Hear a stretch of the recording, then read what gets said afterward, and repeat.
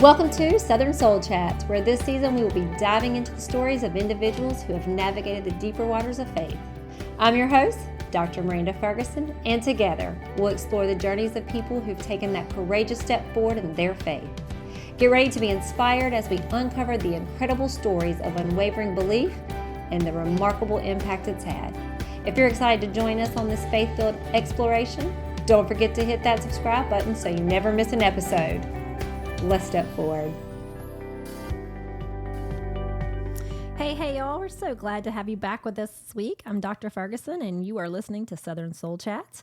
This episode is 10, and our title today is Against All Odds. It's a very appropriate title because we have a special guest with us, Tanya Blumrick, and she is here to tell us a story that just has so many different elements. It starts from when she's a younger child and goes into teenage years and then, of course, into adult years. But it's a story of really showing how you can take the messes of life and turn them into masterpieces, and how, in her story and the way she shares it, she turns it all back to the glory of God. And I think that's so important when we take what we have and we give it back to God, and He molds it and shapes it, and He allows us to share it. And so, Tanya, I'm so excited to have you today. Thank you so much for being our guest and being willing to share your story. Thank you for having me. So just quickly, why don't you tell our listeners who you are, what you do, like right now in this time. Okay. My name is Tanya Blumrick. I live here in Houston, Texas, and we go to the Met Church, and I actually work for the Met Church in the finance department. And I'm married to Rob, and we have a son named Robert Spicer. And yes, you heard her right. This is another Met Church member / worker. And it's not really Tanya's fault she's here. It's her mother-in-law's fault, and we blame you all the way. So there you go. It's your fault, Susan. It's her fault. She was actually listening to our podcast and came to me in the way that so many of these actual stories come. I mean, I knew Tanya, but I didn't know a lot about your story. I just knew you as the Tanya that I see at church, and she makes these amazing cookies, you guys. She makes these chocolate chip cookies and these little cinnamon bars. They are so good. This lady can bake. But that's the Tanya I knew. And so Susan, you're in trouble, Susan. She's like, you really should talk to Tanya. And I said, she's really going to kill you. And here we are. And she's still alive. She's still alive. You didn't kill her. So. No. So yeah, but we blame her completely. Yes. Yeah. Hope she takes you to lunch or something. So, okay, we're going to jump into it. And so your story starts when you were younger. So I'm going to let you take the stage. It's all yours. Okay. Medea. Well, I was raised in church with my mom. My dad didn't always go to church. He wasn't the goer, but my mom, my grandma, my great-grandma, they were all in church, and we just went. I was raised Seventh-day Adventist, but I also went to a Methodist and a Baptist church. So let's see. I'm like a Pentabaptist.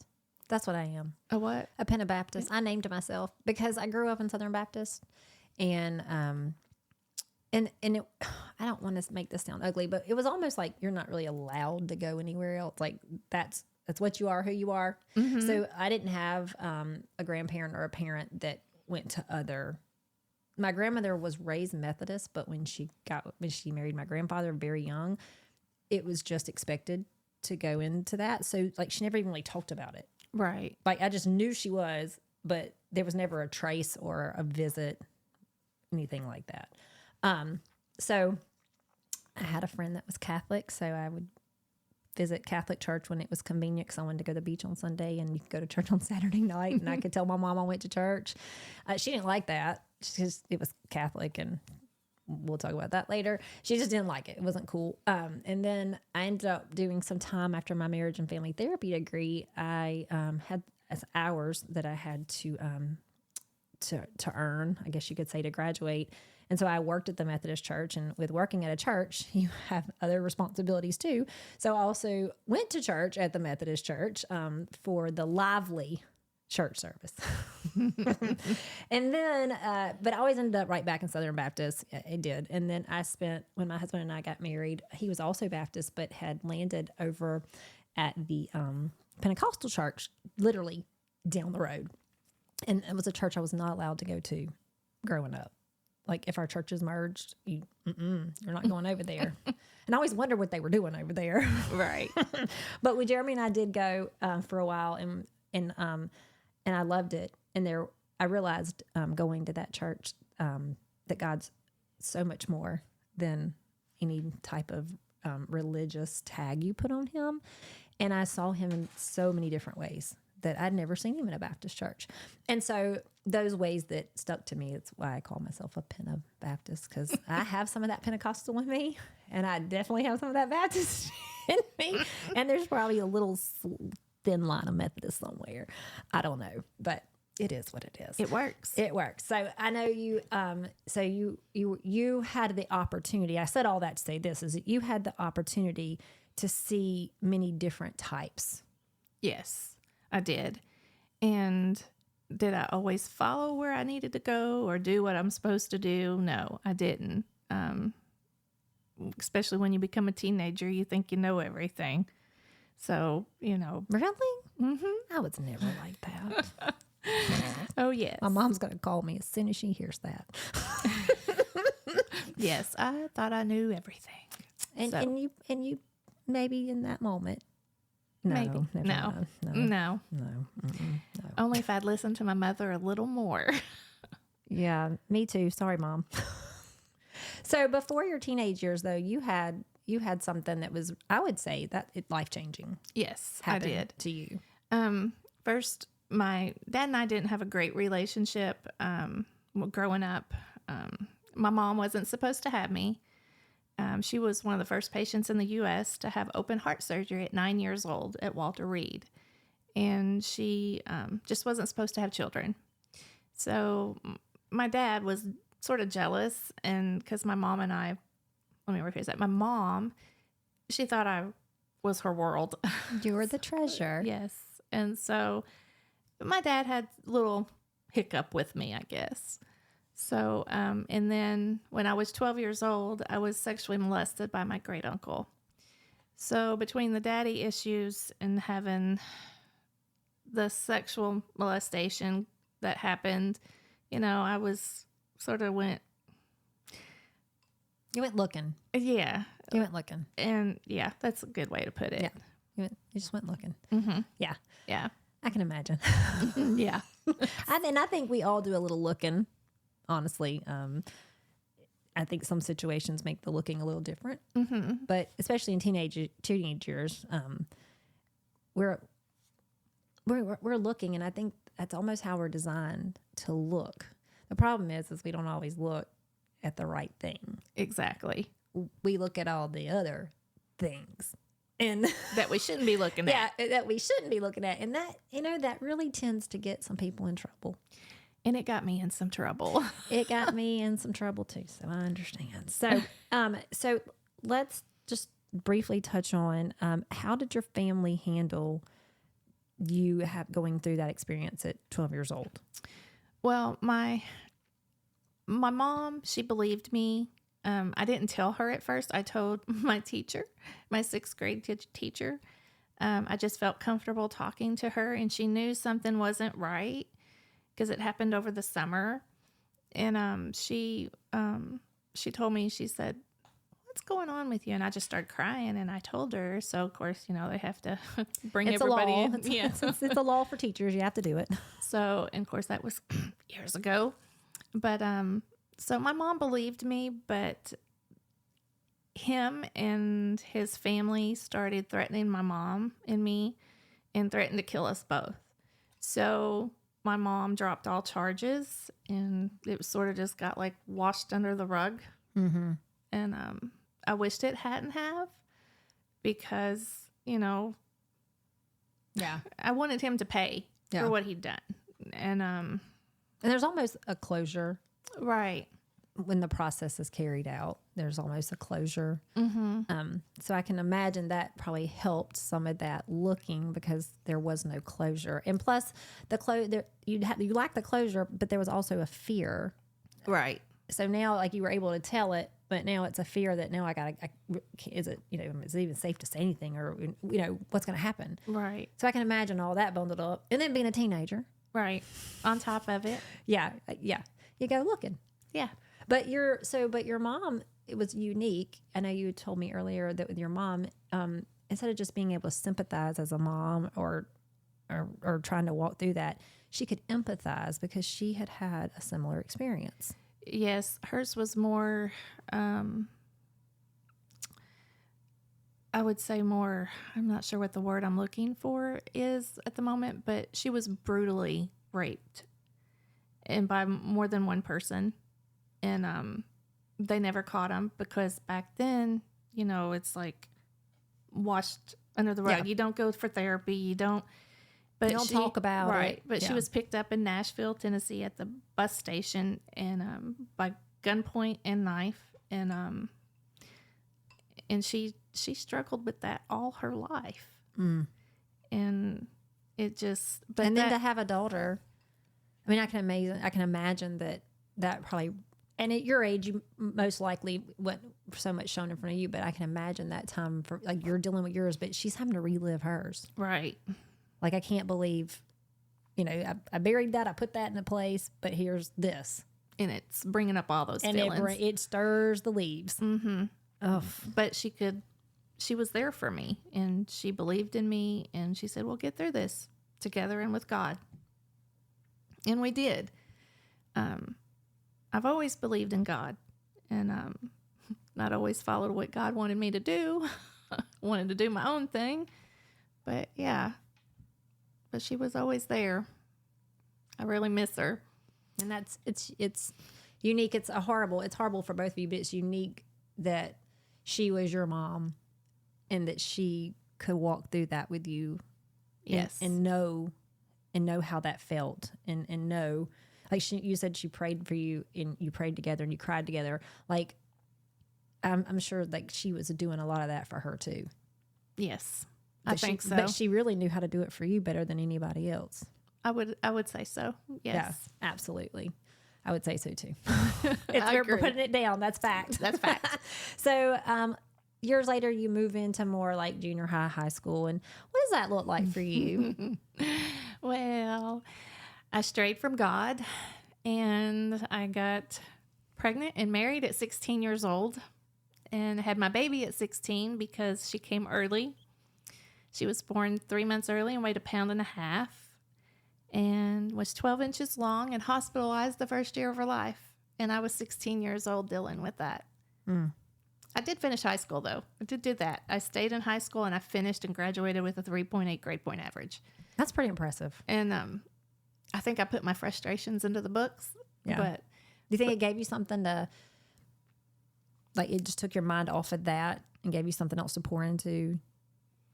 I think so, yes, because she was in a hospital 3 hours away. And so I had to drive back and forth. And so my husband and I at the time, we would go every weekend. And, of course, go into the NIC unit. And they were really surprised because I could tell who she was crying. I could tell even if I wasn't around her, my baby's crying. Mm-hmm. So that always tickled them in NIC unit. But she was born on June 24th, 1990. And she was born on a Sunday, which she was born in Louisville, Kentucky, which was 3 hours away from my hometown, Madisonville, Kentucky. And so it's Sunday, it's church day. In the church we were attending, our pastor says, I just feel like I have to stop and pray for Tanya and her baby. And it was exactly at the same time she was being born, because I had toxemia and almost died having her. My kidneys shut down. I looked like the Pillsbury Doughboy. And, but it was just amazing. And at that time, and being told about him stopping and praying for us, it was like God was showing me and telling me, hey, I am still here, and you need to be following me. And I asked God to forgive me, and I believe He did, and I walked in that. But I always say my daughter brought me back to God. Yeah. And even now I even say, had I not had my babies young, my mother would have never experienced grandchildren. Right. And so when it says he takes things and turns it, it actually means it. Come to find out, I mean, there's truth in that. Absolutely. So you're married, you have a baby. Did she, a year later, she was able to come home?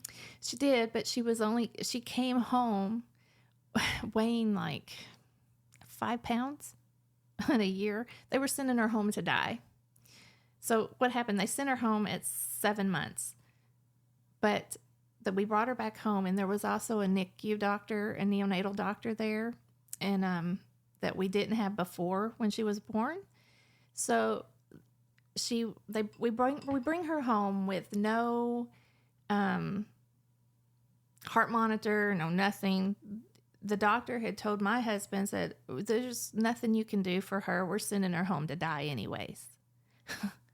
So, and here you are, 16. Yeah. Okay, but I'm not even gonna let you go any further for a second. I have to know how do you process that at 16? Like, you're just told that bluntly. And well, it was told to my mother-in-law, and she told us, because she was afraid my husband would knock the doctor out.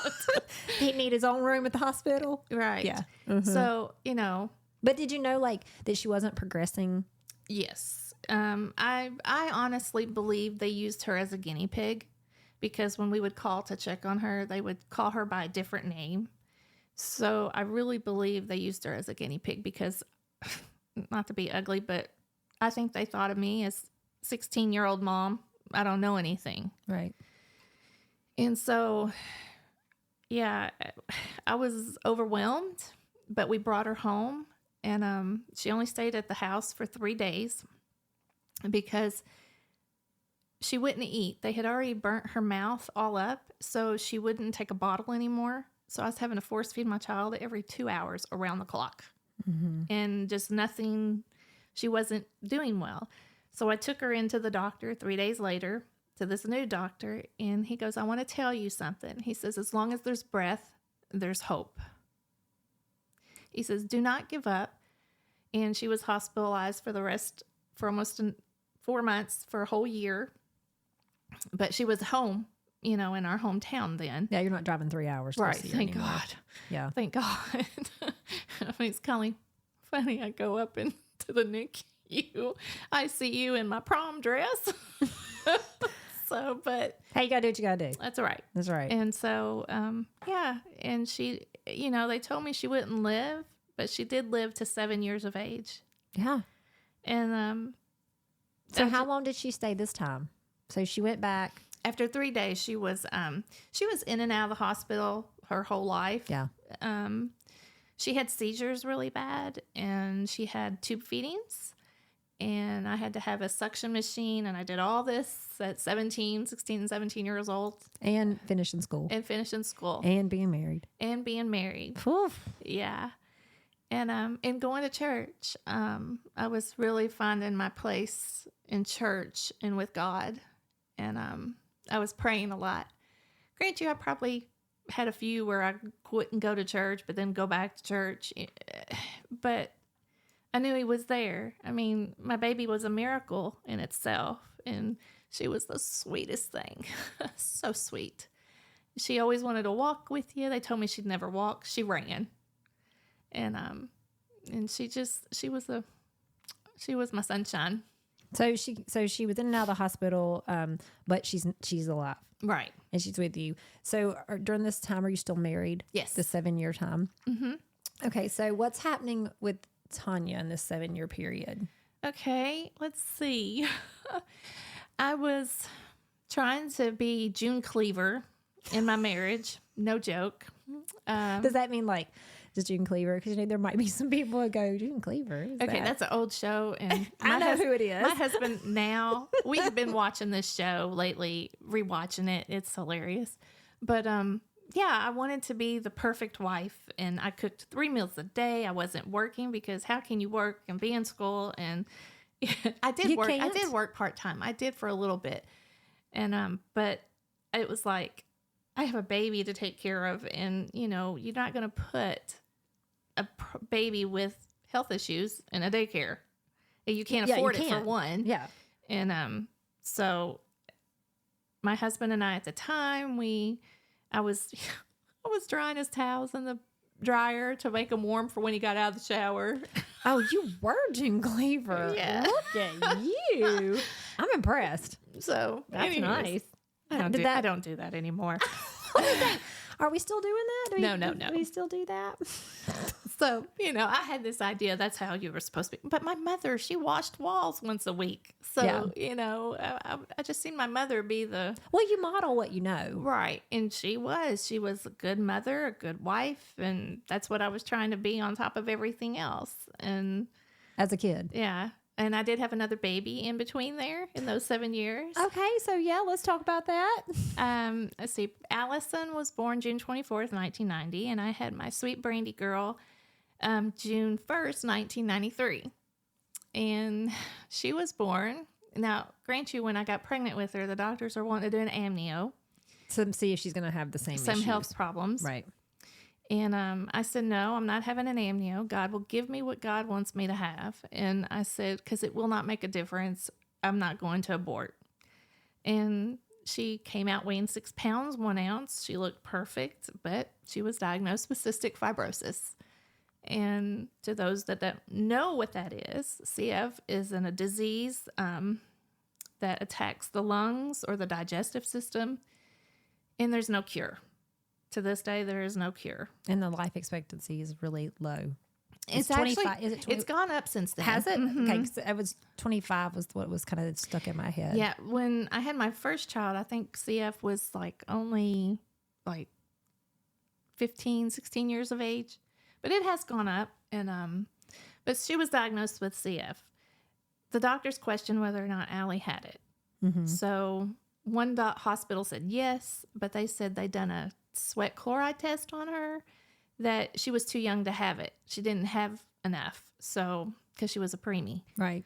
So, and she really didn't have all the casebook, textbook. Yeah. This is Right. is And- A, B, C, D, F, G. And my husband and I at the time had our blood tested at Mayo Clinic to test for the 12 most common genes for CF. Neither one of us had it. Right. So yeah, I had another baby. So I now had you have 2 children, Mhm. one that needs a lot a health. of like 24/7, and now you have a baby, Mhm. and you know cystic fibrosis also has its Right. So my daughter, my baby, she was, I was placing NG tubes in her at like 3 months old for extra nutrition. Mm-hmm. So I was taught how to do all this, you know, so. So now you have 2 kids, and Yes. yeah, yeah. So I was stressed beyond stressed and tired beyond tired. And I'm like, but God has given me what God wants me to have. What are you going to do with this with me, God? And then I'm going, you know, and I did have the self-pity parties at times. I think that was the time when Beverly Hills 90210 was out. And I was going, why can't I be on? Yeah, why can't I have That was the show to model your life after Yeah, at that time. right.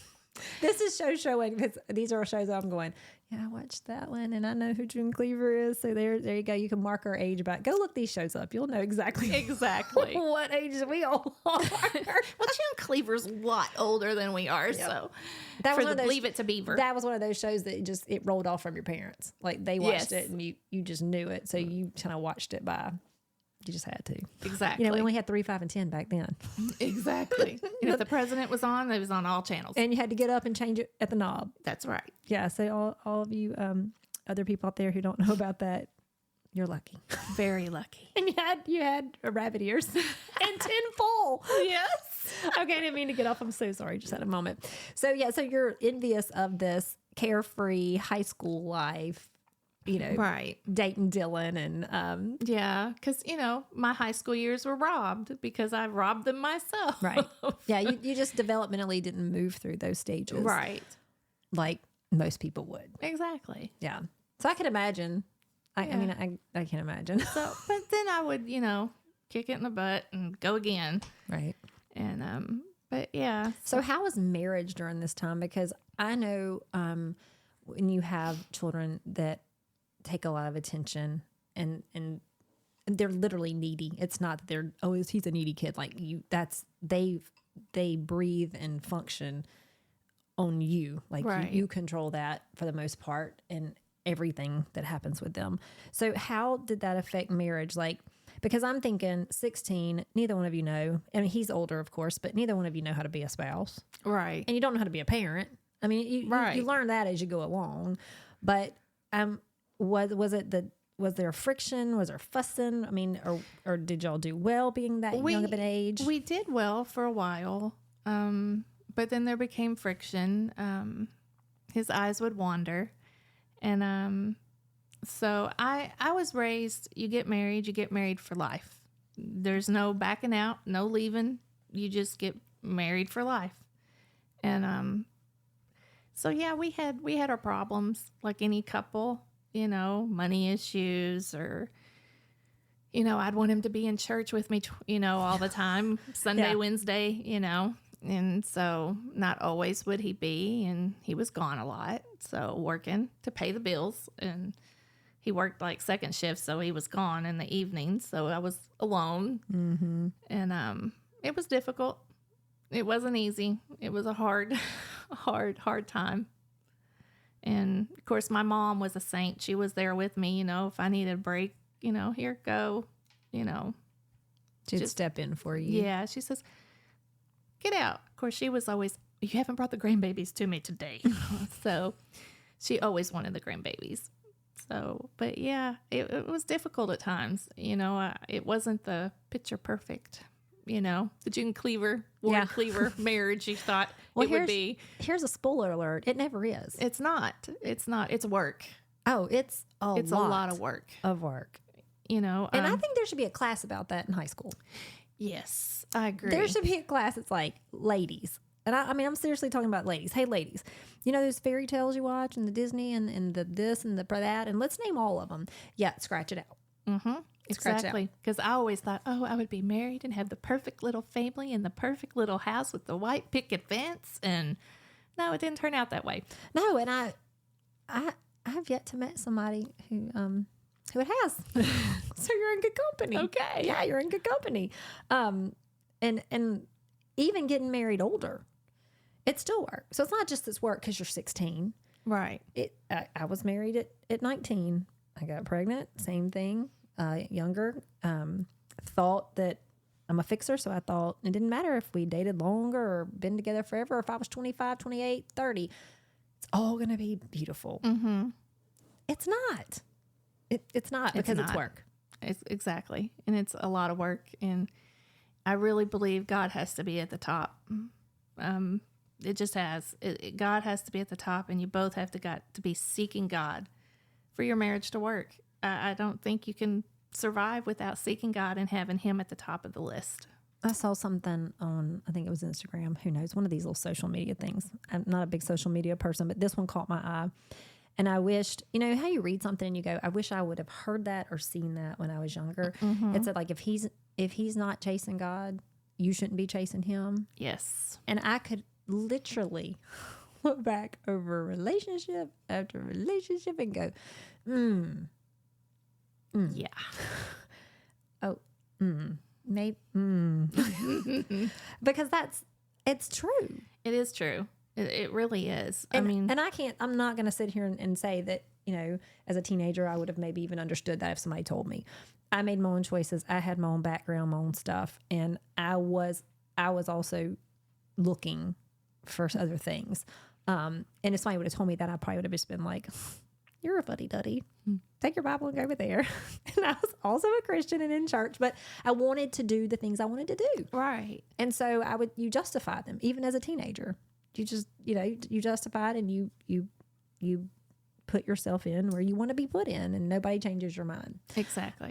But I wish I would have seen that because it's so true. So if you're out there listening and you're younger and you want to hear something that's not coming from your mama, if he's not chasing God, you don't need to be chasing him.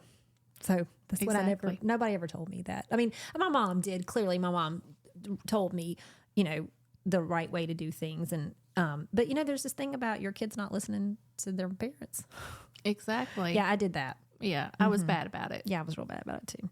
So, okay, so we'll get back to the story. So you have two beautiful children. You're all in mom, trying to still wife. We are wifing, but trying to keep it all together. So what happened as she got closer to 7, her time? What started happening, and how were you moving through that? Allie was having a lot of health issues, as of course. She was having seizures. She was throwing up a lot. So we were going in to the hospital to have a Nissen done where you can't throw up, and a port put in because her veins, she had no veins. I mean, the poor baby had been stuck so many times. She just had nothing to give. So we took her to the hospital in Nashville. We had moved there to the Children's Hospital. I think the Children's Hospital was there then. I'm trying to remember. That might not be right. But she was going in for a 14-day stay. And we were just going in for a short, because they said she would get to come home. Mm-hmm. But we were in there 14 days, 15 days. And the last night we were there before we were to come home, I said, something's just not right. She dehydrated overnight, but they still wanted to send her home. And that was a God thing, because we brought her home. She stayed awake the whole time, which was not normal for Allison. And she came home, and I had not been asleep. I had not slept in days. I was overly exhausted, and this was in July of 97. So we came home July 27th, and I went to bed. My husband stayed with her and stayed up, and he came and got me that morning like at 6:30. I guess that's what it was. He said, she's not breathing. Grant you, I had done CPR on my child before, but when I seen her, I knew she was already gone. Mm-hmm. And she had died in her sleep. She was so happy to be home. She wanted to try to walk, but she couldn't because she had no strength. But and I never knew at that point in time either. They had her listed as a sudden death baby. And so she passed away on the 28th of 1997. And so Brandy was 3. And so that was a very difficult time. But I also felt she didn't suffer anymore because she had suffered so long. Right. And yeah, some may say 7 years is not that long, but it is when that's all you've known is in a hospital.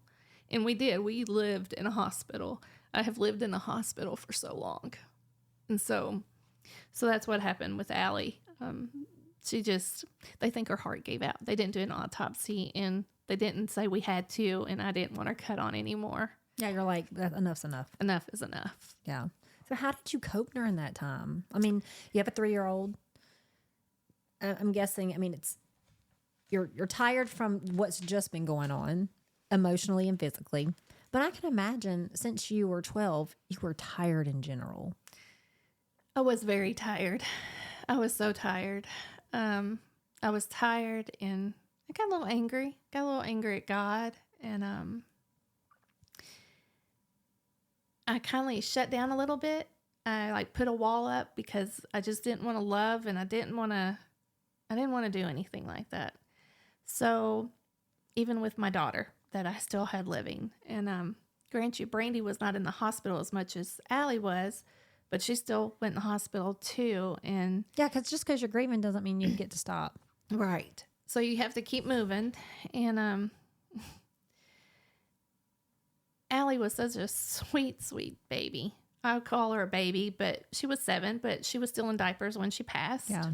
And so I just had to keep moving because, I can remember one night because my husband worked nights, and we had so much medicine. So I'm opening, trying to open the meds. I'm not supposed to dump them down the drain, but I was trying to dump it down the drain, but I couldn't even open a bottle of medicine. And he said I was just wailing.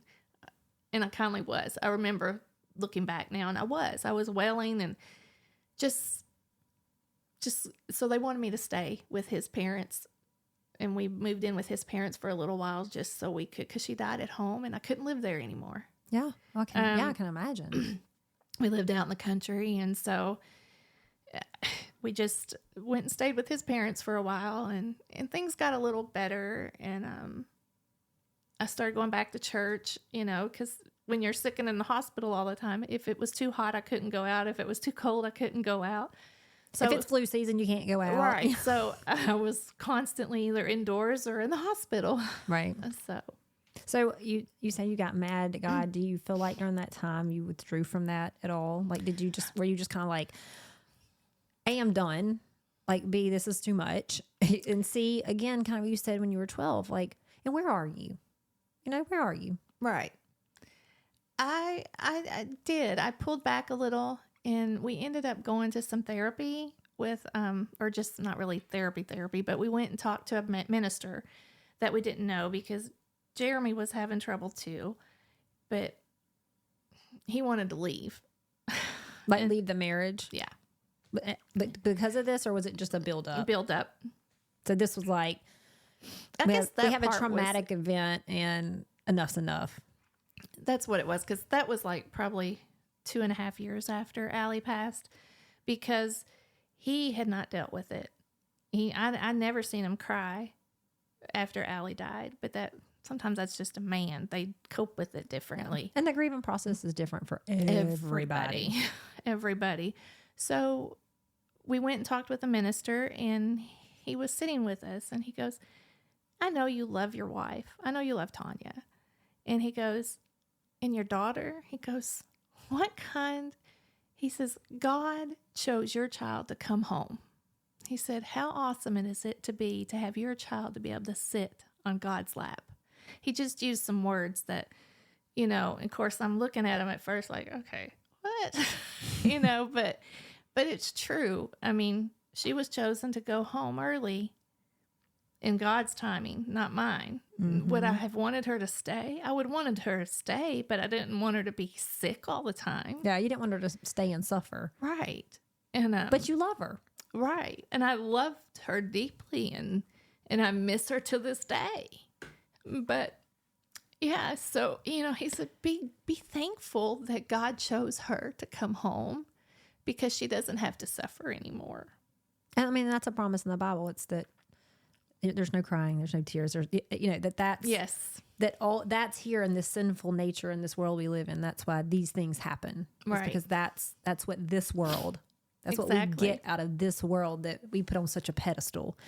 But in God's creation, in God's heavenly spot, those things don't exist. Right. At all.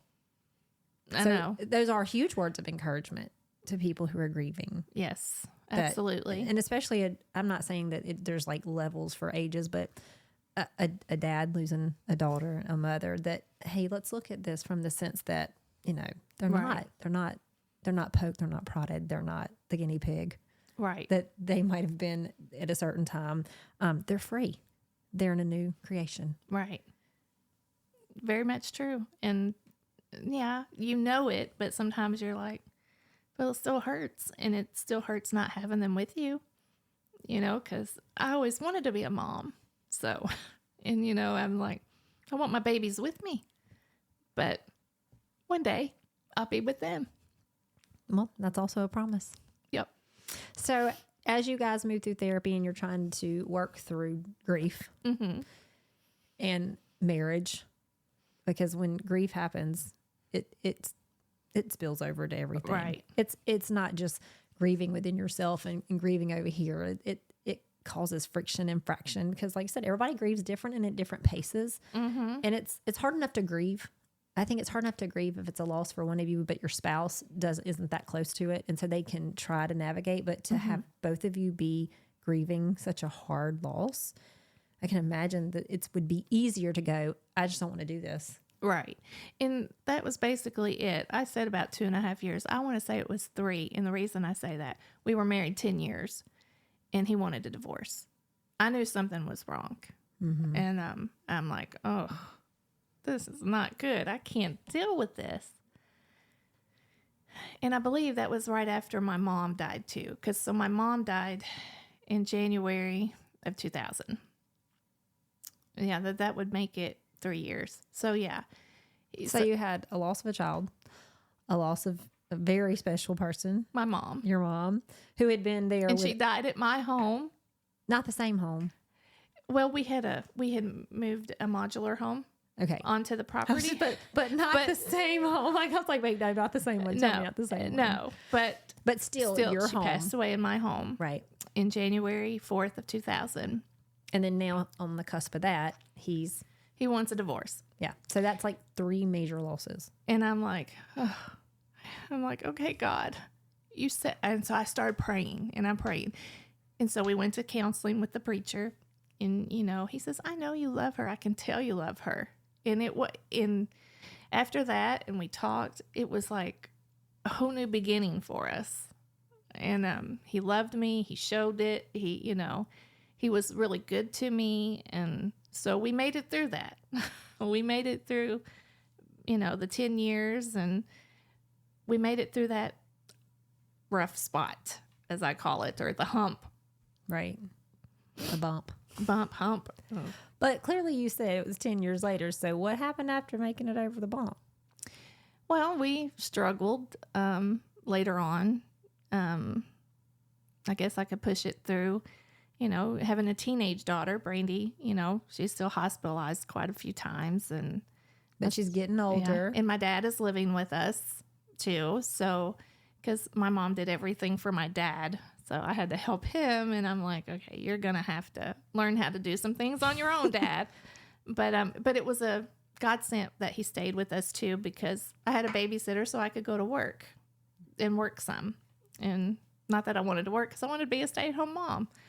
But I did for the household. And so June of 2010, my husband, we had been married 20 years. Oh, so you made it over the hump. Yeah, we made it. Like, I was thinking it was over the hump, and then it kind of fizzled out because, No, we made it to 20 years. We were married 20 years in March of 2010. And we have a teenager. She wouldn't be a teenager at 20 years, would she? Yeah. Was she? Well, yeah, because... Older end of the teenager? Yeah, she was 16. Okay. So 16 still has her medical stuff because, as we know, with CF, it's daily. Yes, it's constant. It's constant, yeah. I'm really 20. I was married 20 years, and I would have still been married, but during that time too, I was belittled. I was told I wasn't good enough. I was not pretty enough, and because sometimes you gain weight, and but when you're stuck inside, it's hard to lose weight when you're constantly stuck inside or in a hospital and eating hospital food or whatever food you can get. But anywho's, so 20 years, in June of 2010, he says, I'm in love with someone else. I've been seeing someone else, and he wanted a divorce. Well, I lost it. I lost it good. Like you said, I lost it good. I was mad at God. I said I had been praying. I had journals where I'd been praying, where I had wrote stuff down that, okay, God, just help him. Give him an eye-opener to say, he's got a wife here that loves him. We've been married 20 years, 2 children together. We've built this foundation here. And then I finally started praying in there, and I said, no, God, I'm praying for myself right now. Help change me. Change me to where you want me to be. And so that's what happened, and it took from June of 2010 to January 5th of 2011, the divorce was final. And it was hard. I went through a spurt through that. I don't like to tell this. I don't think I've told very many people this. My daughter and she come in on me, and I was holding a pistol in my hand because I'd always been with somebody since I was 15 years old. Yeah, you'd always been June Cleaver.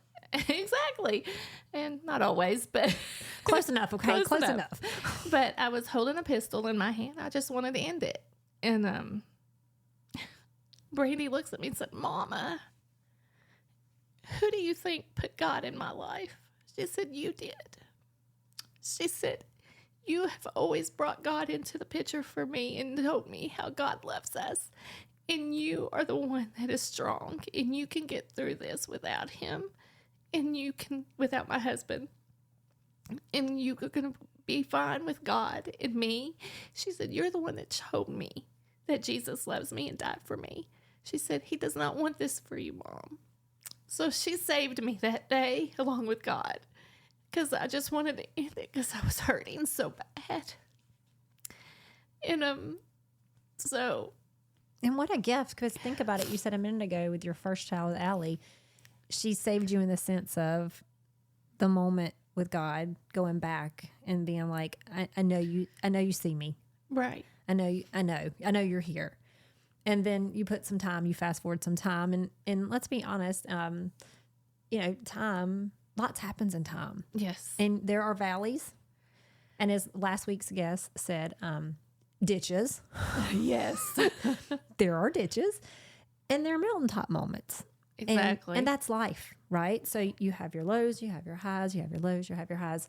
And in this particular low, though, here God positions another gift that he gave to you that said, reminded you. She reminded you of who you were and who you had helped to make her be, although under the umbrella of Christ. Right. And what? I mean... And grant you, my daughter and I, my youngest, we had some knockdown, drag out fights, some bad times. I mean, because she was a handful. But at that moment, she knew what I needed to hear, and she had faith in God. And I mean, she was dealing with her own of, dealing with a terminal illness. And still lost, because she was still here the whole time. She lost a sister, and she lost a grandmother. Right. Now she's losing a dad from the household. Right. And their relationship became very bad too. And but it was a difficult time. But she brought me back to that point, because I was also teaching Sunday school in that time frame. I was teaching 7th and 8th grade middle school girls, and being in the youth all the time. But you know what? Let's mark this moment, because I think this is important. It just popped in my head as you were saying it. Satan is so crafty, because here you are, you're teaching. It's not like you're sitting in your house and you're separated from God and you're struggling and you make that choice. You think that's the choice you want to make. But that is the devil himself, even in the midst of you being in church, being in relationship with God. That is how crafty. Very crafty. How crafty, and that is how good he is at inserting his voice and saying, oh, look, she's at her weakest now. You'd be better off. You'd be pain free. And not that you told me those are things. I'm just... No, but that's what I was thinking. No more pain, no more suffering here on this earth. And, but my daughter was sitting there on the bed with me and said, Mama, he's not worth it. And it was her dad, Well, I mean, God provided in that moment. Yes. To be the reminder of, because right now that's like the dark, right? So like the darkness had you in a space, and God's just like, bust the door open, here's the light. I mean, that's... Absolutely. That is, I know the scenario is not beautiful. Let me say that. It's a very difficult place to be in. Many people get in that position. But if we're just talking about you and how your daughter came, I mean, what a beautiful display of love from God to be like, not today. Not today. Not today. Not today, Satan. That's right. Get out. Get behind. Yeah, you got to go. Absolutely. And through a lot of my trials up until then, one of my favorite verses was, I can do all things through Christ who strengthens me. Philippians 4:13. And that was my go-to. Oh, if it wasn't for God, I wouldn't have got through any of it. I mean, I didn't think that at sometimes, but it was because of him I was still standing. That's what I was telling you I love about your story, is that when you tell it, you always direct it back. You always point it back to him. Like, here's the bad, and here's where I screwed up in it, but I didn't fix this. Like, seriously, in that moment, you couldn't have fixed anything if you'd wanted to. Like, no, I begged and pleaded. I begged and pleaded for my husband to stay. I couldn't bring my daughter back. Couldn't bring my mom back. I it's like, okay, God, in losing my husband after 20 years, I considered that like a living death because we weren't going to be together anymore. And my daughter always hated that. She don't like that, Mom. But I said, but it's true. I said, you've not been in this shoe. I said, it's like a living death. You know, you don't get to be with him ever again. And grant you, God worked it all out for the best and where he wanted me to be. But you still had to go through it. Right. You I'm still have to go through it. I'm not going to sugarcoat it here. No. The valley is not a fun place to be in. No, it's not. And It's I tough. have been in a lot of valleys. It's tough. The valley, just being in the valley, period. It doesn't matter if you're a Christian or not a Christian. Right. You know when you're in a valley. Yep. You know. And it's not enjoyable. I cannot think, even here recently, we've had some valley moments. And I cannot think of one time where I went, this is so great. Can I stay here? Yeah. Can I get a ticket to come back? Yeah. You don't want to stay there. Yeah, no, I do not want to stay there. I want to keep going up the mountain, one little step at a time. I might not get to the mountaintop. I might not get there in a hurry. Minute at a time. Yeah, but I don't want a one-way ticket here. Right. And I've yet to meet anybody who has told me that their valley experience just like was their favorite thing. Now, I've heard amazing stories. I've seen amazing things in the valley. I have that actually make the valley just a smidge tolerable, more tolerable. But never have I ever wanted to just be like, raise my hand, take me to the valley, Lord. Right. No, thank you. No. Don't want to be there. Just want to clarify that for everybody. Yes, you don't want to be there, but God has a reason for everything. So once this happened, once she came in, I'm imagining there was a lot of emotion in the days following that. What did life look like after that? After that, I stepped back and from teaching Sunday school, wonderful lady named Angie was our youth minister, and she said, Tanya, she says, you need to take time for you. And she was right. I was not in the headspace that I needed to be in to be leading. And that was a hard thing for me. And the girls didn't want me to leave. And but I was still at the church, but I was still, I needed to back off. You needed to work on you. Yeah, and I needed to heal. And so that's what I did. And Brandy and I were having problems, and just it seemed like one thing after another. I was trying to find a place to live, and because I didn't keep the house, and it was like, I'd never been on my own really until then. So yeah, I mean, since 15, yeah, you've been with from mom and daddy to my husband. 20 years of a husband, right? Yeah, and 2 kids. So it's like, okay, what do I do now? How do I deal with this? So I had some very good friends that just the 2 friends that I had still do to this day, Shanda and Angie, going through my divorce. The other one had went through it, and the other one went through some problems, and we just lifted each other up, and they helped me through it. Of course, even though I was moved away, and then another good friend that came into the picture during my going after the divorce, Eileen. It was just nice to have some friends that I could count on and that knew God and lead me through. And there's other friends too, but not like your friends. And I'm going to tell you, I could be wrong. I'm just going to speak for myself. I'm not going to put words in anybody's mouth. I understand and value godly relationships with women now at an older age. Yes. More so than I ever did. I don't even know that I understood or cared to understand the importance. I think for me, again, I'm speaking for myself, I was friends with whoever was doing what I was doing, and they were along with it, and there was no like looking down or judgment, right? Right. So, you kind of just roll with whoever's rolling with you. But I see the value now, and I look back and go, man, it could have looked a whole lot different, That's on me, because I wasn't trying to make it look different. But when you said that, it just made me think about how important that is. Because if you're not surrounded with people who are living their life the way you are and in faith, it's really easy to get bad advice. And I don't even like the word advice, right? It's everything from the way they encourage you to the things, how they support you, to you making decisions and leaning on them and going, what do you think? When you're not aligned that way, it's real easy to just jump over to the other path. Oh, yeah, absolutely. I think the thing with my friends, that the three that I mentioned, my mom always told me, she said, you treat others how you want to be treated.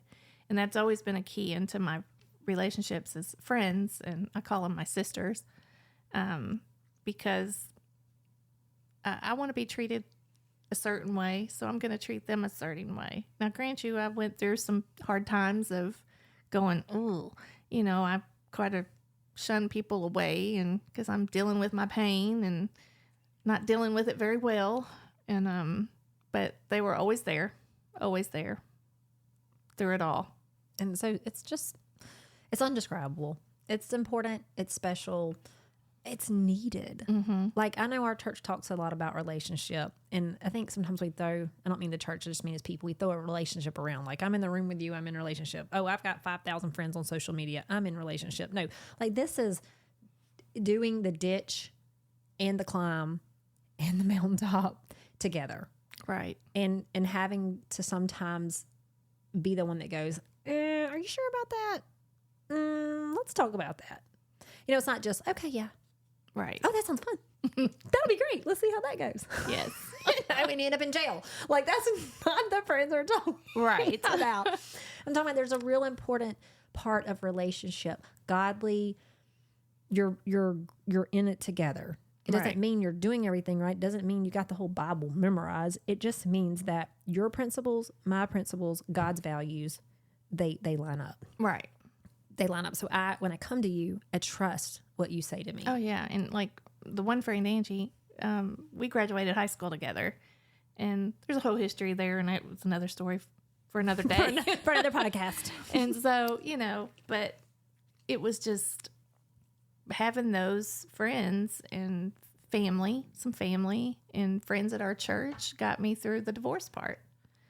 Because after the divorce, I was hit with more loss. Like, okay, so I told you I went through my divorce, and January 5th was final. Well, then May 16th of 2011, I lost my grandmother, my mom's mom. And that was another hit. It was because her and I had become very close. And, So just yet another loss. yeah. A hard one. Yeah, it was a hard one. And then November 17th, I think, I lost my aunt, which was my dad's sister. And she was more like a grandmother to me, Janet. And so I was hit there with another loss. And it was like, okay, God, what are you doing here? Yeah. I'm going, I can't deal with any more. How Right. much more can I take? Because they were two important women in my life. And I'm thinking, I can't do no more. I'm just drowning here. I'd been like, there's going to be nobody left? Like, Yeah, that's how I was feeling. Yeah. I was thinking, I got to do all this here by myself? right. So it was like, okay, I can't do no more. And I'm like, I'm done. So after the divorce, I kind of went for a little spurt I didn't go to church for a little bit because I just didn't want to go to church because I was mad. And that was after losing my grandma. And I wasn't going like I should have been going. I would go, but it wouldn't be every Sunday. And I quit going on Wednesday because I wasn't in the youth anymore, and I wasn't leading Coffee Corner, which was like a devotion, like kind of thing that I had picked up after another person had left. And I'm like, okay, I'm just drowning here. And so I started journaling again, and then after that I had met someone. It'd been a little bit, but I said, look, we're just going to be friends. I have no desire to ever be married again. Ever. I said, let's just have someone to hang with and do stuff with. And he was okay with that because he had been through a divorce. He was married 10 years. And Of course, in our church back home, he was considered the bad boy. I just know how to pick him sometimes. Oh, girl, you was on top of it. Yeah. But he was just very But it didn't kind. matter because you're just going to be friends. That's right. Yeah. Just friends. Just friends. Just friends. That's it. Nothing else. That's what Jeremy and I said. We were just going to be friends. We had a pact. We're never going to get married. I'll let you guess how that turned out. Yeah. So we move forward a little bit. So I guess it was, my divorce was final. We really didn't get okay, we were sort of talking to each other because our youth minister put us together. I was a church hookup. Yeah. He was in church. Nothing better than those church hookups. Yeah. So, but I was sort of like having fun, doing what I want to do, and Brandy had turned 17. Yeah. So I'm trying to recall that. So 10, yeah, she turned 17 or 18 in June of 11. So that's what it was. And so she was doing her own thing for a while, and my dad was still with me, and it was just one thing after another. So, but when I met Rob, and we had said we weren't gonna be serious, and then a year later we're a little serious, and I'm thinking, well, I'm not getting married. I've done that 20 years, not doing it again. Yeah. I don't want to sign up for that one. Never. And Brandy, she did not like him.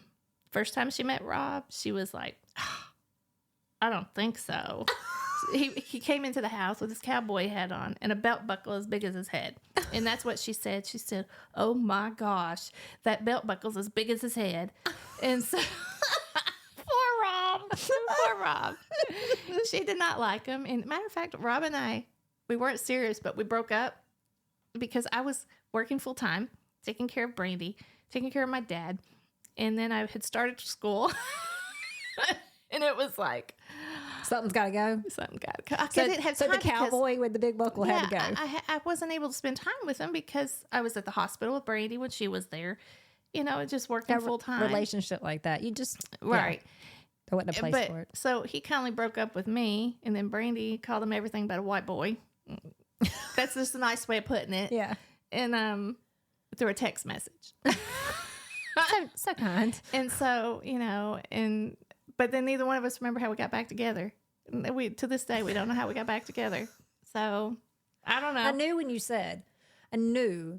you first said the words, he was kind of the bad boy of the church, followed by, we're just going to be friends. I was like, I know how this goes. Yeah. Yeah. And what's so weird about that too, I had been journaling and been praying, God, send me a godly man that will want to serve and worship you together. I want a man that will go and do with me in the church. And, I just want somebody that will love you with me.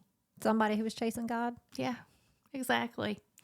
And I didn't see that at first. I was like, well, is he chasing God or is he? I don't know.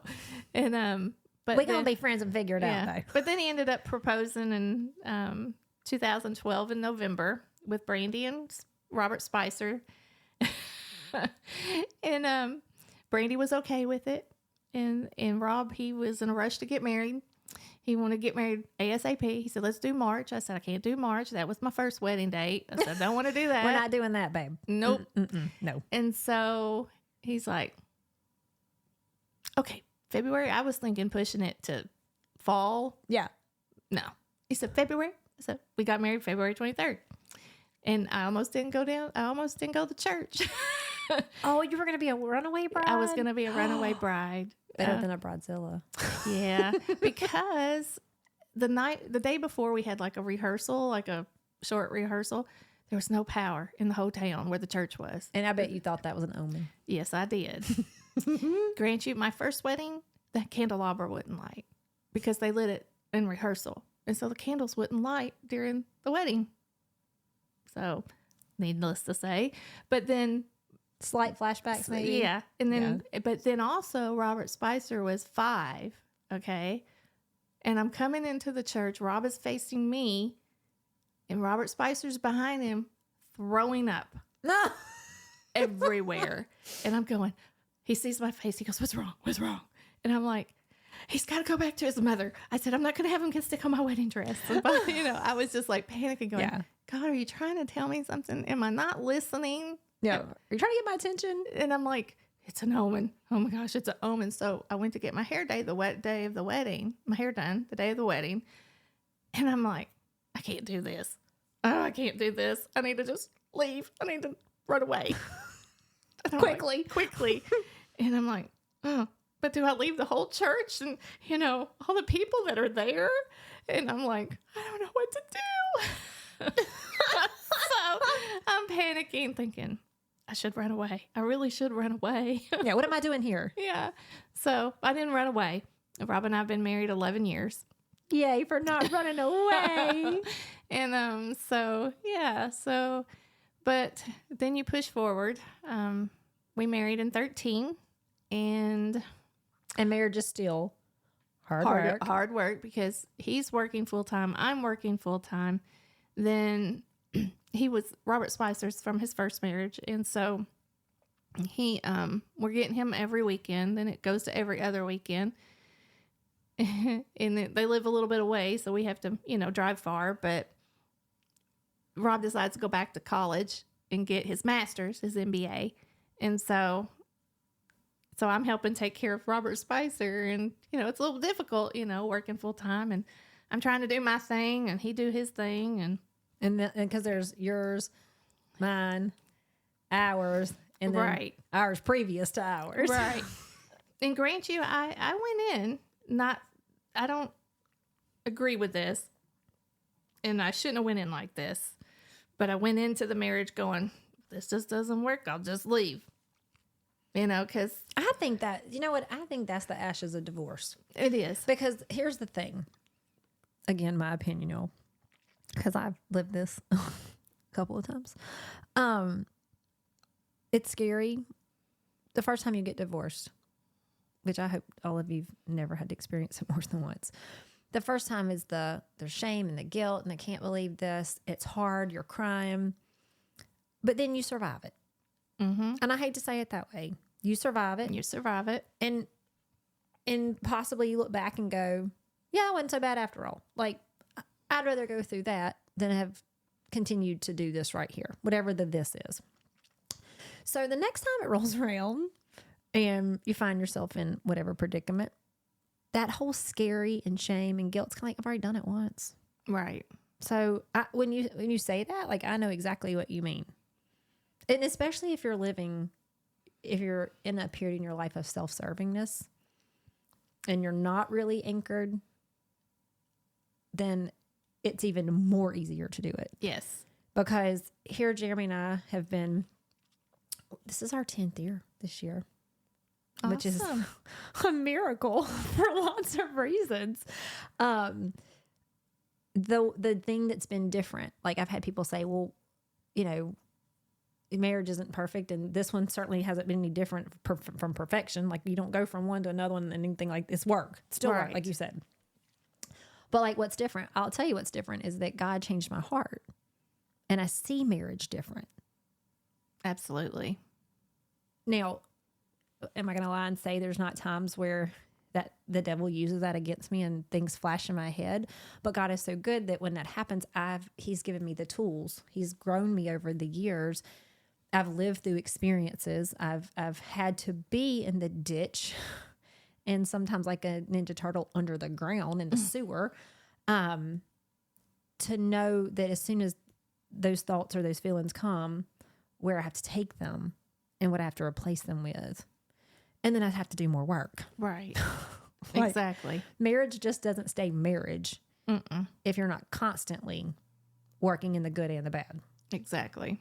And so the difference is not that I'm so much better of a wife now, and I'm just older, so I know better. It's not that Jeremy's like the chosen one, right? It's that God. I know the heart of God so much more than what I did. It was easy before to just let everything blow up and go to ashes. It got to a point it didn't even bother me anymore. And there was no emotion. There was nothing. because it just became like going to the dentist to have a tooth pulled out. I know that's horrible, but it just became like, well, that's just what you do. You said, so what? It doesn't work. Done it before. Right. You know? And that's how I was feeling. And, it was like, whatever. And that's not the way to look at it at all. No, again, we're not telling you these are good. No, please, not. Don't not try good. this at home. This episode should be don't try this at home. Yes, because there's a lot. Don't try at home, please. Yeah, don't try at home. But if anything, I mean, here, if you're sitting in some of these positions, like hear from two people who've been in the ditch, in the sewer, in the trenches, had reason to continue to do the same things. Mm-hmm. That God, I would say the same for you. God's changed your heart over the years. Yes. And he's done work in you to make you a better person. Right. To make you more dependent and reliant on him. And just like marriage, it still takes work. Every day. I know I'm working with God every day. Oh, me too. I mean, the refining process is difficult. Right. I mean, we've been married 11 years and I'm like, oh, I have days where I'm like, I could just strangle him. With love and mercy. That's right. And loving arms. I will say, my first husband, he was 4 years older. Well, I'm actually 3 years older than Rob. Funny. So it's like, I sometimes get in my head and say, well, I'm older and wiser and know better. I've been through it. Yeah. Can't tell me nothing. That's right. And that's not the way to be either. So, but it's you go through all of that, the phases, the stages. I mean, every day is a new day, right? And right. So it's a part of the journey. That is marriage, whether you like it or not. I mean, I'm sure there are days my husband would love me to death, and other days he would love me to death, literally. I mean, I can probably get the calendar this week and tell you what days those are. Yes. But the difference, again, is that you can be in relationship and not a friendship, but in relationship with another person, with your husband, with your wife. And if God is not the center of that, if he is not absolutely the top priority, if everything is not being filtered through him, then yeah, you're gonna end up right back where you've possibly been before, or somewhere new you don't want to go. Right. I mean, that's just the truth. Exactly. And I'm sure people are like, you don't know what you're talking about. Yes, I do. Because I've lived it more times than the average person. I understand that. I feel like I've lived it sometimes more than some of the other people out there. But I know we all go through our own, but sometimes I feel like I've just had an abundance of the trenches and the valleys. He sent you an extra portion. Yeah. I think for me, I took extra portions. Like, you know what I mean? Like in your situation, the things you went through, it wasn't like you could make some of those go away. I brought on a lot of stuff myself. Like, if I'm just being honest, I made bad choices. I was very self-centered. I was searching for whatever, and by whatever it took to get it, I was going to go for it. And at the end of the day, it still wasn't great. It never was fulfilled. But now, in the space I'm in now, and in probably the longest span I've ever really just been very focused and very centered on putting God first. Because I was a fence rider. Like, my foot's over here, but my foot's over here.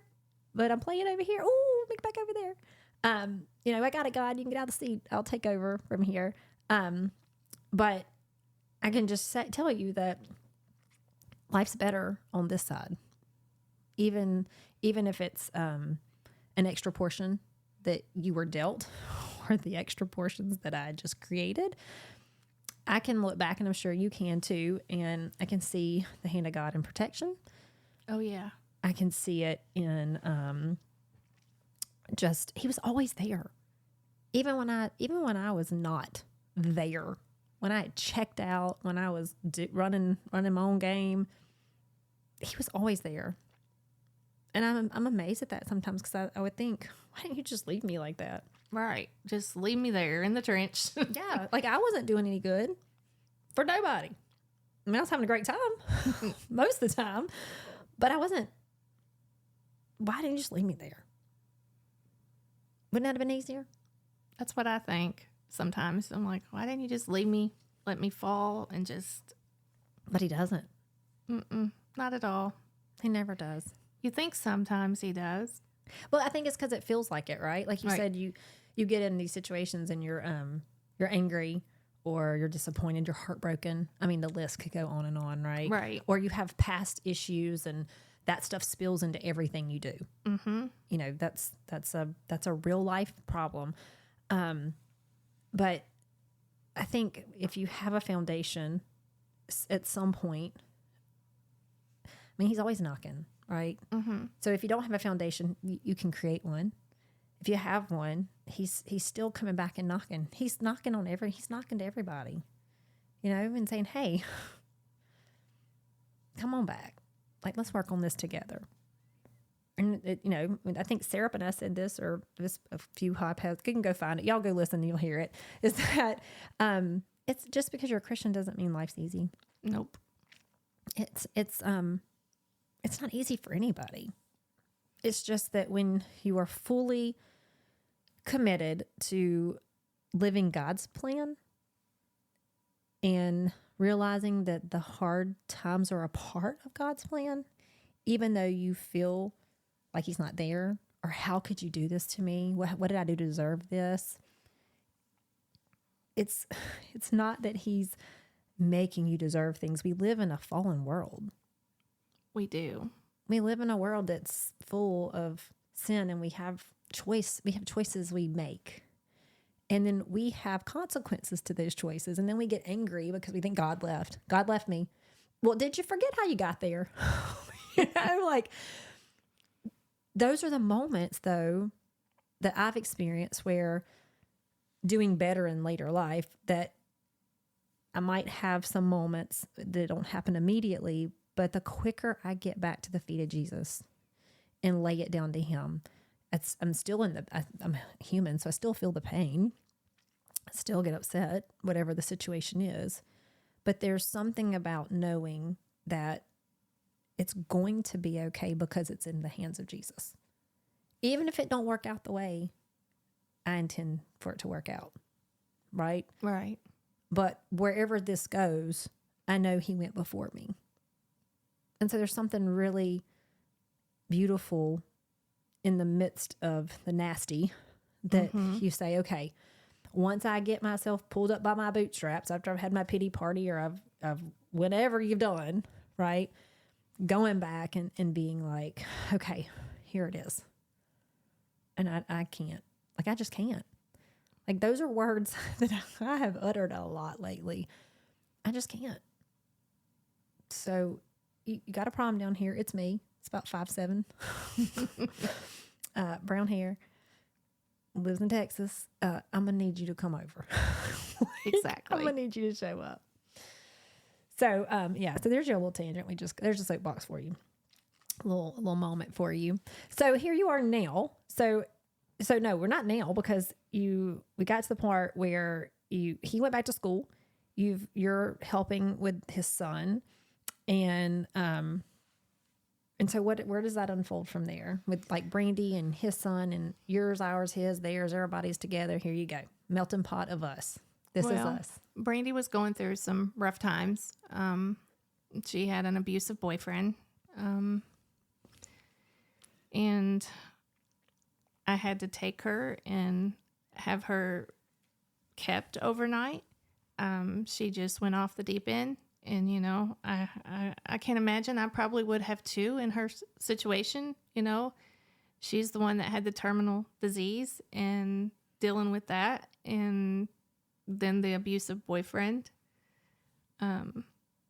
So I had her, I hate to say committed, but she went and stayed overnight to get some therapy, some help, because she had just flew off the handle, which was very difficult for me.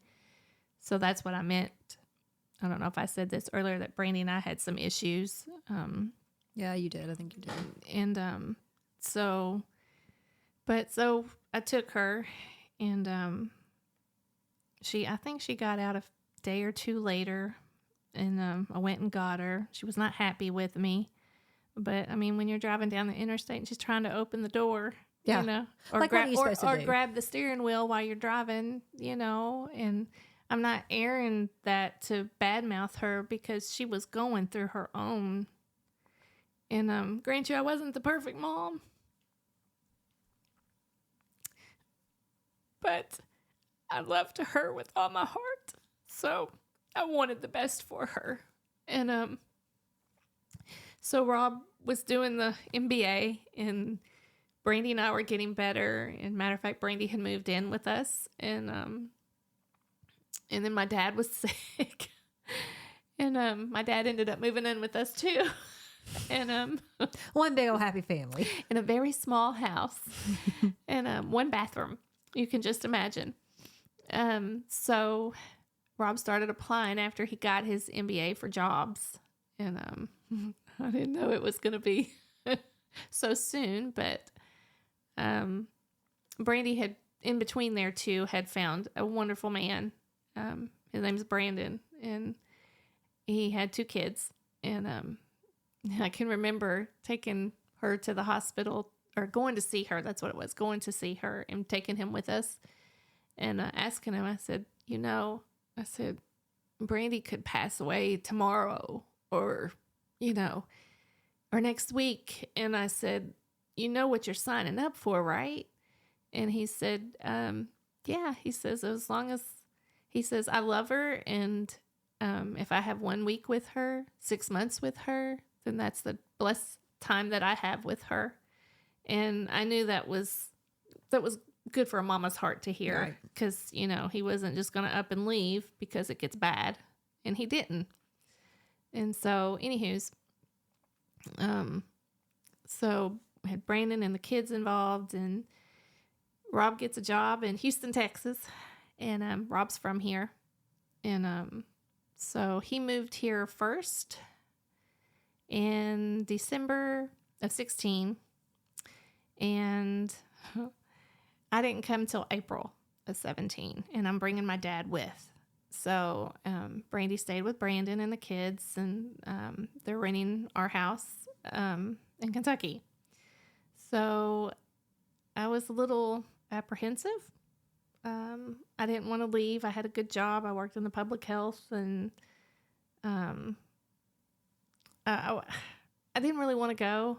But of course, Brandy sat me down and said, "Mom, this is a big opportunity for you and Rob, and I love you, and there's airplanes, and we can come and see each other." And, and I'm, Look at her being like, again, yeah, a shining moment for her. yes. And I'm going, blubbering and crying, and I'm like, I can't leave you. So, but, I'm from Madisonville, Kentucky. It's a very small town. Everybody knows everybody. Everybody is always in your business. I understand that. So. Shout out to Sarah Land, Alabama. So, anywho's, so then we came in April of 17. Brandy and rode with me down here with my dad, and my dad had end-stage renal failure. We still to this day didn't know why. And then he had dementia on top of it. And the doctor swore he'd be fine, do well. And we get here, and he doesn't do well. And so my dad, he gets pretty sick, and then he's on dialysis. And then he pulls out his needle in dialysis. And then he's like, okay. They tell me, he says, it's time for you to call hospice. So that's all happened between April. Oh, I forgot to mention Hurricane Harvey. I'd never been through a hurricane or anything like that. You don't have hurricanes where you're from? No. So Born I had and raised in tornadoes. hurricanes. Tornadoes. Oh, you can keep those. Yes. I'll keep a hurricane. We had any an day of the week. F5 tornado in Madisonville, Kentucky. I don't want to talk about that. Keep going. So, but yeah. So you move here. In case you don't know anything about Houston or Harvey, it was horrible. It was. Absolutely horrible. We had just moved here. We had been here for 30 days. We did not have flood insurance. We didn't flood. Let me say that. But we were told you don't need flood insurance. And literally literally a lot, because I want y'all to understand. Like, the heavens poured out. Yes. A flood. That did. And I was like, oh my gosh, it's never. I always So poor you. You moved to Houston. Oh my gosh, poor you. You moved to Houston. And here your dad takes a turn. Mm-hmm. You're missing you got kids. You got somebody you're worried about and concerned there. And now you're in your house wondering if you're going to float away. Yes. And my poor daddy, he sees things and he doesn't understand, but he does look at me. Of course, at that point, he's thinking I'm my mom. And right. But he looks at me and says, if the water comes in, you are going to come get me. Because he was downstairs, we were up. Right. I said, yes, Daddy. I said, wait a minute. I said, I just might let you float out on the mattress. And he I know. I was joking with him, cutting up with him, trying to make him laugh. He goes, you would do that too, wouldn't you? Oh. And I'm like, no, I wouldn't. I said, I'm just messing with you. And so Hurricane Harvey hit. And Brandy was supposed to come visit during Hurricane Harvey.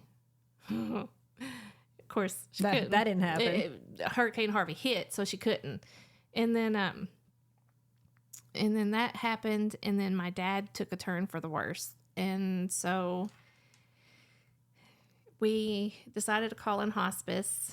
Things are not going well between Rob and I either, because he's flustered because I haven't been able to go to work, and my poor dad, I'm taking care of him. I mean, he's having accidents on himself, and I'm doing things for your daddy you don't want to do. Right. Mm-hmm. And so once again, here comes the friction.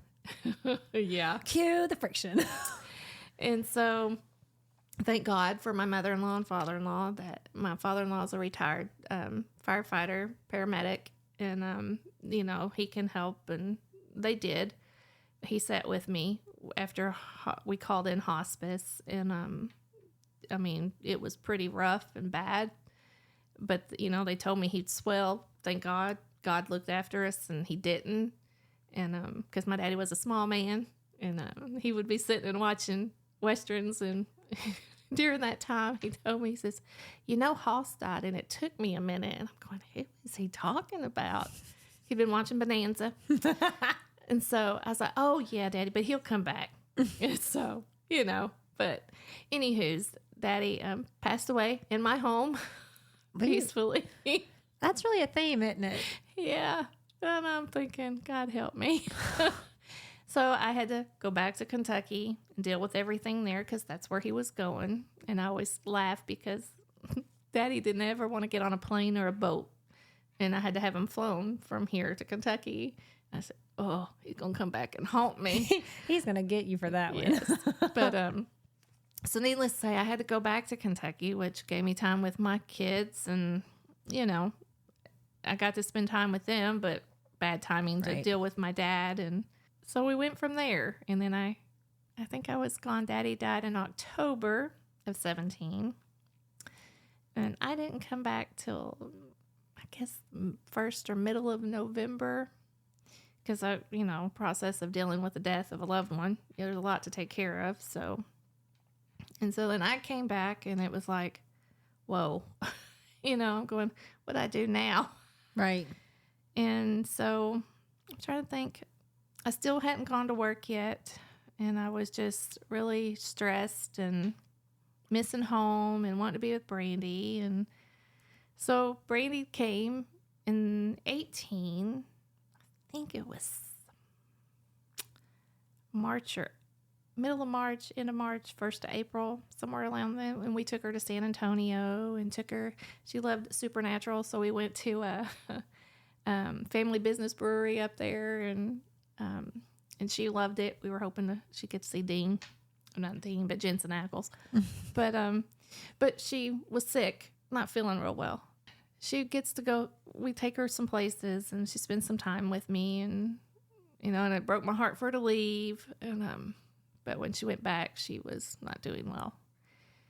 And I got a call from Brandon, said, a few months later, she was in the hospital. Let me back up. Nope. Her birthday's June 1st. She was going to be 25. And she was on oxygen. She had been in the hospital, but had gotten out of the hospital. That's what it was.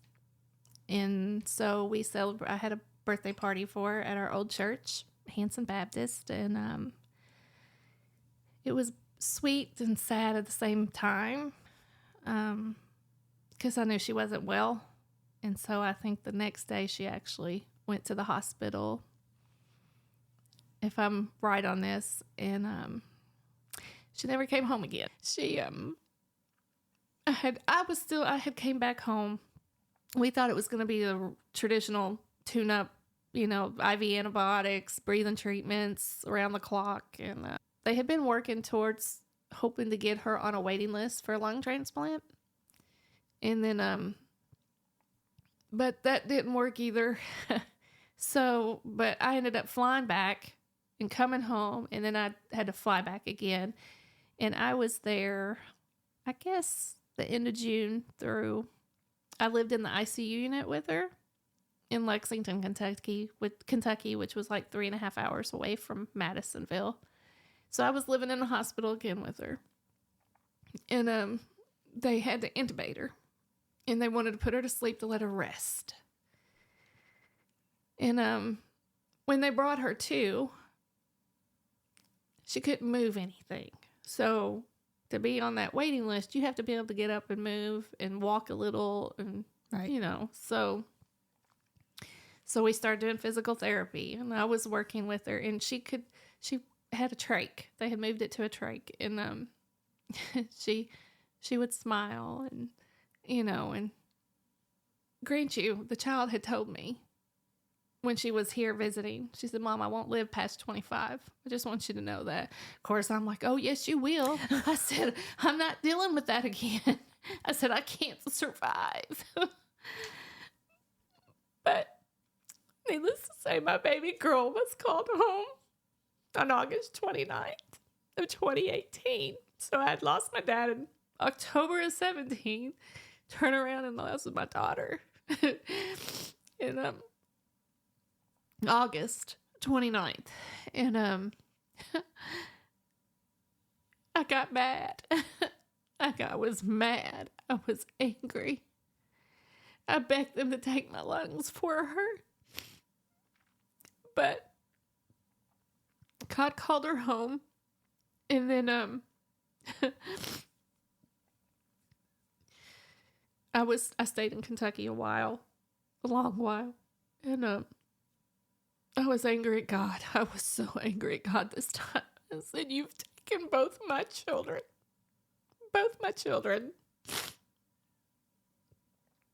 You've taken my parents, my grandparents. What have I done so wrong that you have taken everything away from me?" And I know that was the wrong way of looking at it. But I was so angry. I was so angry. And of course, I had to stay in Kentucky and go through her things. And she wanted to be cremated. I never dealt with that either. And she wants me to take her ashes to Australia, of all places. And she loved kangaroos in Australia, but that takes a lot of money. And so have not done that yet. But I came back to Texas, and I'm angry at Rob. I'm so mad at Rob. I kind of resented him for bringing me here and losing that time that I could have had with my daughter. And he knows this, so it won't be a first time to hear it. But I didn't want nothing to do with God. And that was in the 18, 19 coming in, and we had visited a few churches, and I didn't like any of them. I think we had visited before Brady passed, but then my in-laws had been at the Met for a long time. And so I'm thinking, well, that's too big. That's a mega church compared to what I go. Girl, there's not churches like that in Saraland and Madison. Not Madisonville either. Yeah, no. So, so I was angry. Rob says, "Well, we're going to church." I'm like, whatever. And so I'd go to church. I would stand there with my arms crossed, and I wouldn't sing. I was just so angry. I was so angry. I was mad at him. I was mad at the world, and I was just tired. And so finding hope was not very well at that point in time. But I think God just kept, "She's going to church." Rob kept pushing, "You're going to church. You're going to church." And so I'd been going back and forth to Kentucky. And during the time my daughter was there too, I have an aunt that I'm named after, Tanya Renee. I'm Tanya Lynn, my mom's sister. She was there with me when my daughter passed. Well, when she'd gotten worse, she went to the airport to get Rob. But anywho's, I was so angry that I didn't want to serve God. I didn't want to be anywhere. I shut down everything. I didn't want to love. I didn't want to talk to Robert Spicer. It's hard to explain. I didn't want nothing to do with anybody. I didn't, we'd go to church. I'd go with Rob to church, but I would make a beeline for the door. So no, we didn't talk to nobody, shake nobody's hand, hug nobody. Yeah, I made a beeline to the door, and we'd go sit in the truck, and I'd message him. I'm sitting in the truck. Just so you know where I'm at. I'm in the car. So, and I have to say, the thing that brought me to the Met too was Pastor Matt Roberson. And when I was in Lexington, he had a sister church reach out to me there and brought me a gift basket. And they came and prayed with us. We had so many people praying. And so I started going to church more. That's before they got rid of Sunday school, we were doing Sunday school. And I don't know what finally clicked with me. I mean, because I was, like I said, I was angry at Rob. I was so mad at Rob. I just wanted to go back to Kentucky. And I might just probably be left alone. Yeah, I just want to be left alone. And that's what I really want to do. But I didn't say this. For me to be in Kentucky when Brandy was sick and we thought she'd be put on a waiting list for a lung transplant, I would have had to have an apartment there in Lexington. So we put our house up for lease. We rented our house out and it leased like a day before she died. So we didn't have a house to live in either. Right. I was living with his parents. And which was a godsend because even my ex-husband had said, don't leave her alone. She doesn't do well alone. And he's right. I didn't do well alone. Yeah. Alone wasn't your jam. No. Mm-mm. And so, anywho's, we lived there for a year and we kept going to church and I started going to Grief Share and, I went through Grief Share 3 times. Girl, sometimes you got to repeat the process. Yes. And I did. 'Cause I was still, you took my baby girl. But I think back and I look at where I am right now. God knows I would give anything to have her here. But God gave me the blessing to be with her when she took her last breath. I was there when she took her first, and I was there when she took her last.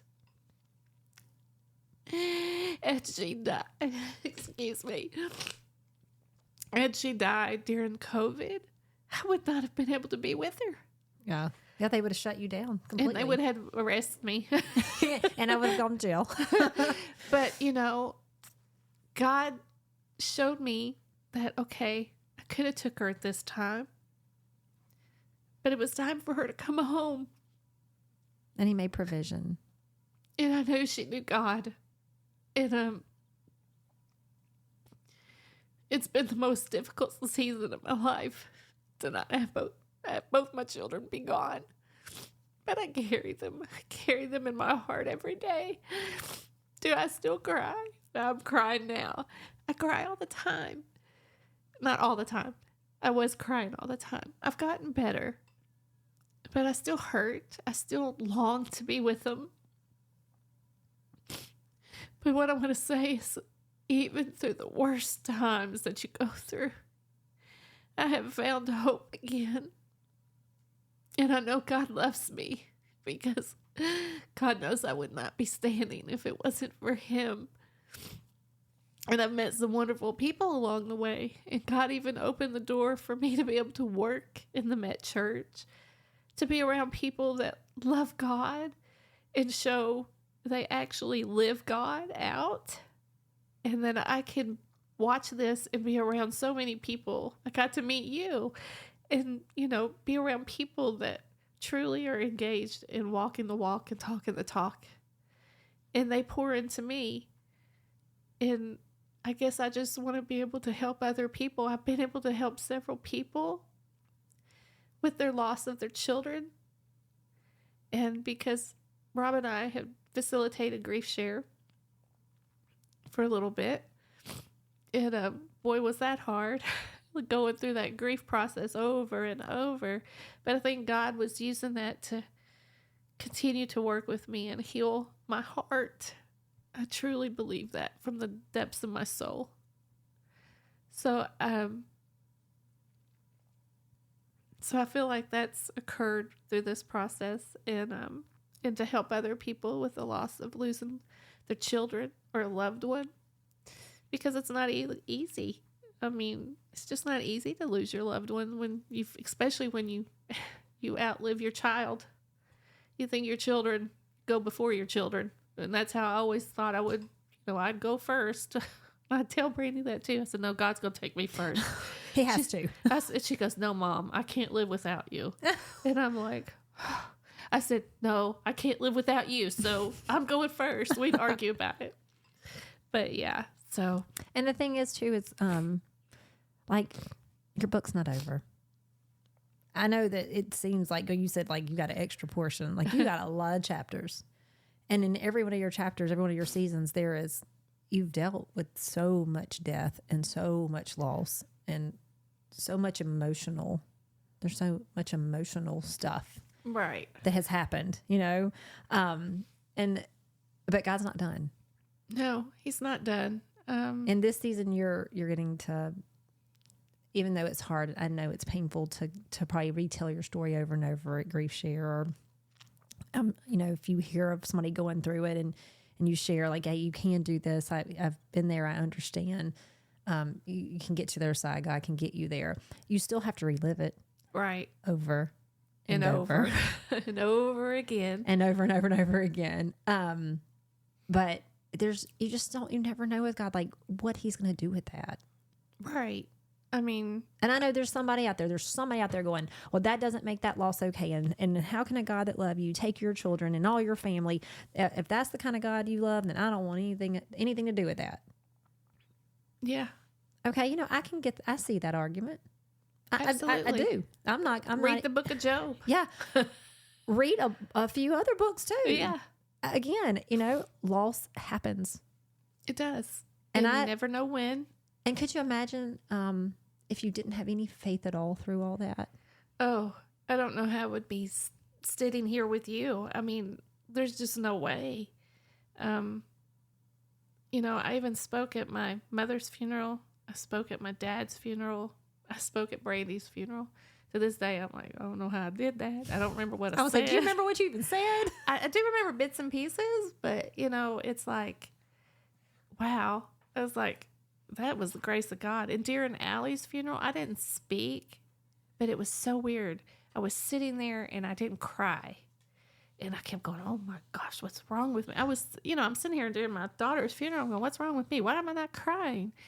It was the grace of God comforting me and keeping me strong through the storm. I believe that. And because I did, I asked somebody, I said, I'm not crying. I don't know why I'm not crying. Yes. What's wrong with me? Yeah. It's like, what's wrong with me? Something really has to be wrong with me. So, yeah, I would have never thought I'd be sitting here with you and telling my story, especially some of it, you don't want to tell because it's not very good. But all I can say is through my life, I've been through poverty. I've been through sexual abuse, feeling like a dad didn't care or love. But, who would have thought that years later I'd be taking care of my dad when he passed, And I loved my dad.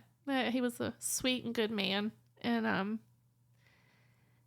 my mouth could have been changed a lot through my childhood. But being married for 20 years, losing both children, God gave me that. And He gave me a heart to love Him, to know that when I thought He wasn't there, that's when He was carrying me through. And I believe he carried me through the whole thing. And I thought he wasn't there, but he was. Because I don't think I'd be sitting or standing here today if it wasn't. Not for God. That's so good. That's so true. It's true. So that's the answer. It's that how can you love a God like that? Easy.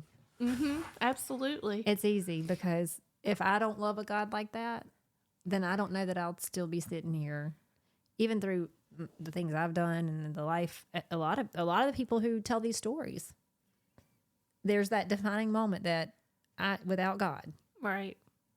none of this, none of what happened, none of what's happening now, it wouldn't be the same. The outcome would be very different. Absolutely. And these things do happen. Let me clarify once again. These things happen not because we serve a God that's malicious or punishing or all the things that the devil would like to tell you about God and why bad things happen. Bad things happen because we live in a fallen world. Go read Genesis. Yep.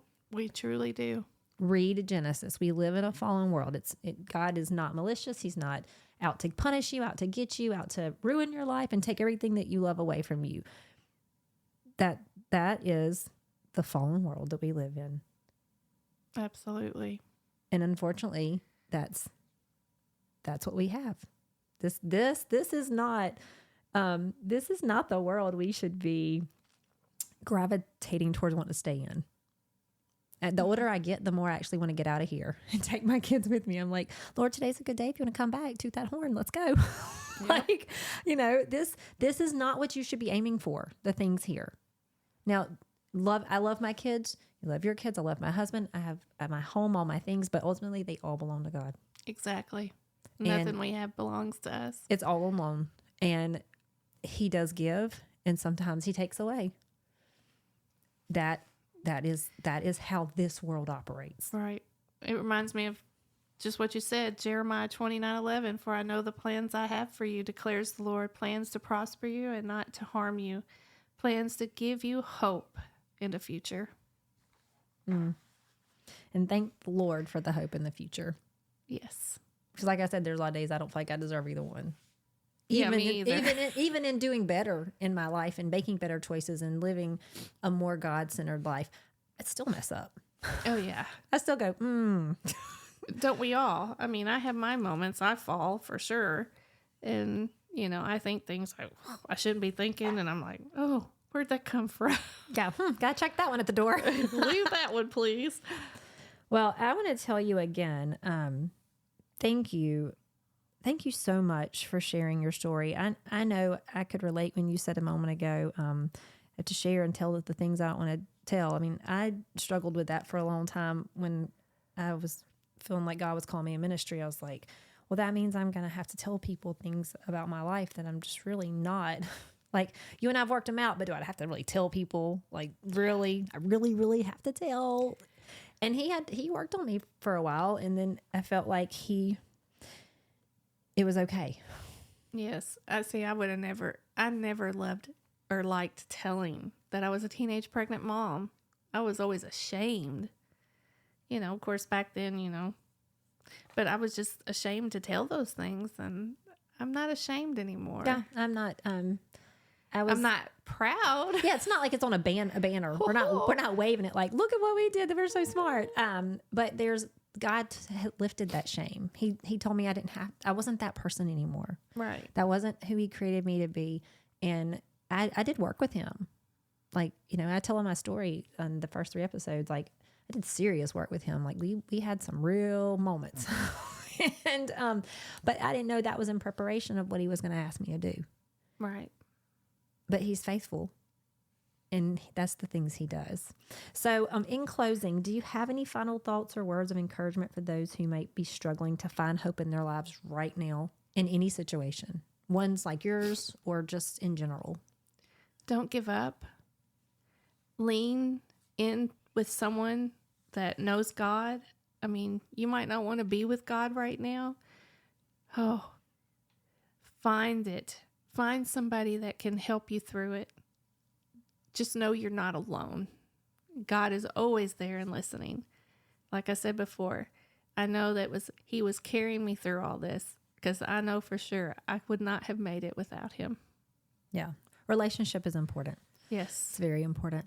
So as always, when we have hard topics, there's nothing wrong with seeking help, Right. professional help.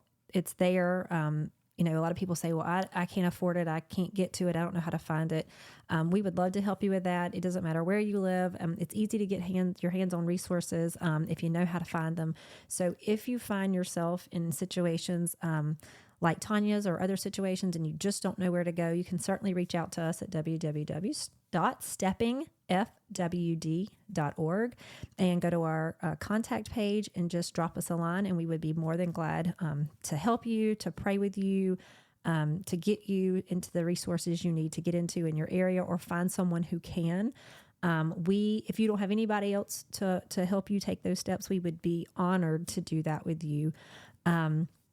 So just know you're not alone. Exactly. You're not alone, and you don't have to be alone. And if anything, you don't have to also believe what the devil's telling you. Very true. There's a God who loves you and who is right next to you, so very close. So with that being said, I believe we're going to wrap it up. Okay. Again, like I said, thank you for sharing your story. I believe that there's someone out there who's going to need to hear this just at the right time. Thank you for having me. And that your story is it's just gonna bless somebody else. I sure hope so. Our mess will be somebody's masterpiece. All right, guys. Don't forget to come back next week. Thanks for sitting with us this week, and we'll see you soon, y'all.